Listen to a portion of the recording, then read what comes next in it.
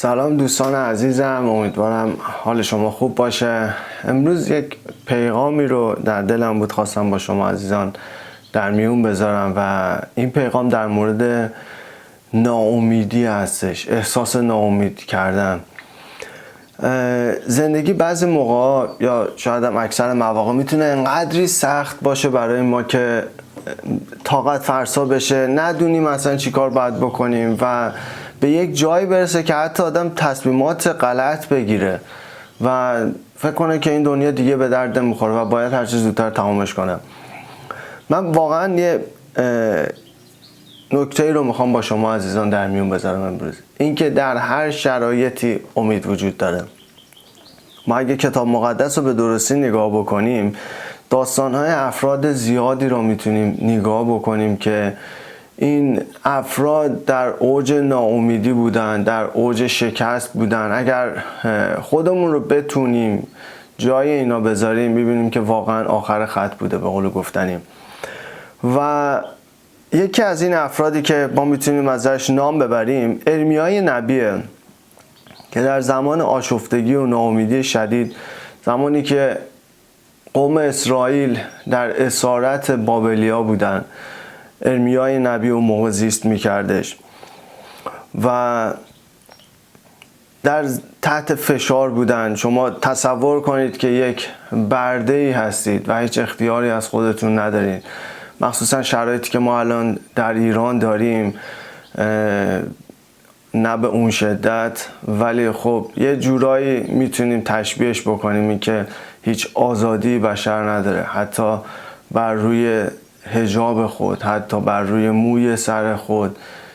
عزیزانمون در ایران این آزادی رو ندارن که تصمیم بگیرن که چطور زندگی بکنن و همیشه یک نفری باید به اونا بگه که چی کار بکنن و هیچ حق انتخاب واقعیت نیست. حالا حجاب یک نمونه کوچیکشه، خیلی موارد هستش که ما میتونیم نام ببریم، ولی به خصوص در این شرایطی که الان هستیم ما میتونیم این رو نام ببریم و میتونیم مقداری تصور کنیم که ارمیای نبی چقدر داشت سختی میکشید در اون شرایط.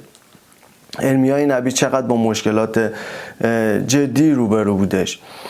پس وقتی که ارمیای نبی در اون زمان بود، ولی خداوند بودش که او رو تقویت میکرد، او رو بهش دوباره امید میداد، به ارمیا قوت میدادش، بهش یادآوری میکرد که من هستم در کنار تو، من با تو هستم و من به فکر تو هستم. یک آیه خیلی زیبایی رو داره در ارمیا باب 29 آیه 11، میگه زیرا فکرهایی رو که برای شما میدانم که فکرهای سعادتمندی است و نه تیره بختی، تا به شما امید بخشم و آینده عطا کنم، این است فرموده خداوند.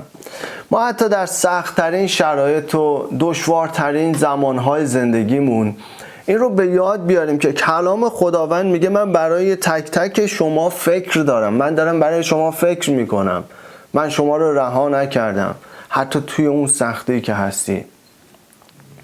خداوند برای ما فکر داره و آینده ای رو برای ما میخواد، آینده درخشانی رو میخواد. و اگر ما این رو نگاه بکنیم به درستی، این رو ایمان داشته باشیم، به این باور داشته باشیم، میتونیم امید رو کسب بکنیم.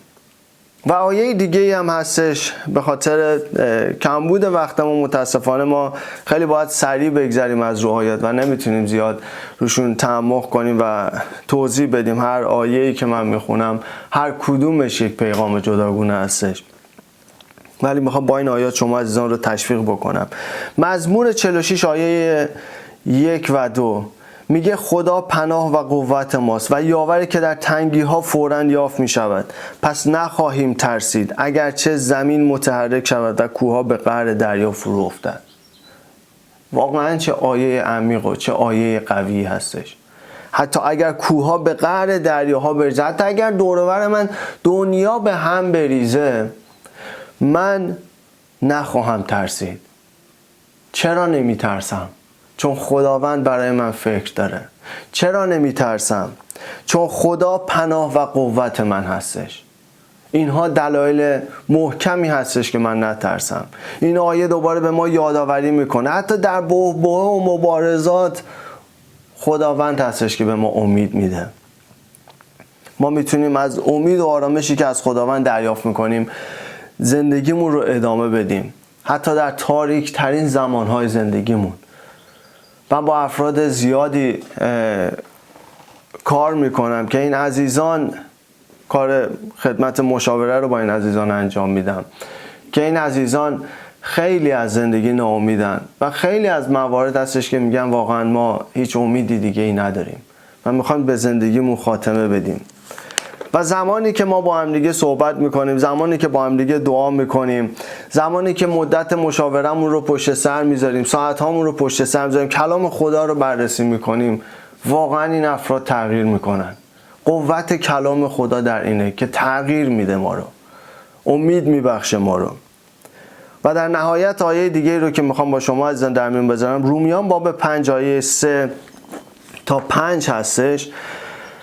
پولس رسول اینطور می نویسه: نه تنها این بلکه در سختی ها نیز فخر می کنیم، زیرا می دانیم که سختی ها بردباری به بار می آورد و بردباری شخصیت را می سازد و شخصیت سبب امید می گردد و این امید به سرافکندگی ما نمی انجامد، زیرا محبت خدا توسط روح القدس که به ما بخشیده شد در دلهای ما ریخته شده است.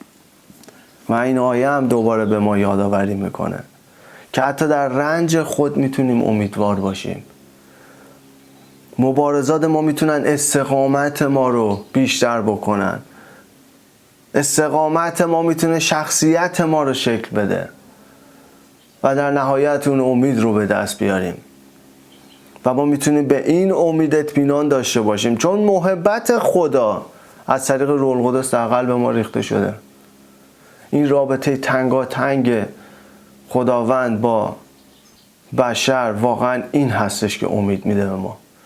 نه امید واهی، امیدی که حالا امیدوار هستیم دیگه حالا ببینیم چی میشه. نه، یک حقیقت محضه. ما با این امید داریم زندگی میکنیم.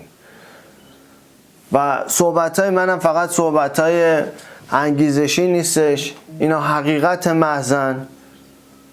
اینا واقعا چیزهایی هستش که زندگی افراد بسیاری رو تغییر داده. ما در کلام خدا میتونیم ببینیم، در افراد ایماندار مسیحی میتونیم نگاه بکنیم. شهادت‌های بسیاری هستش که این افراد امید داشتن به زندگی، حتی در تاریک‌ترین وادی دوران زندگیشون اینها امیدوار بودن. پس میدونم واقعا زندگی سخت میتونه باشه، میدونم شرایط میتونه بعضی موقع انقدری رو ما فشار بیاره که آدم از همه چیز خسته بشه، ولی میخوام این رو به شما بگم: خداوند امید به شما امید خواهد داد. این دعای من برای شما عزیزان هستش. شما رو به دستان خداوند بزرگ میسپارم. به نام عیسی مسیح، آمین.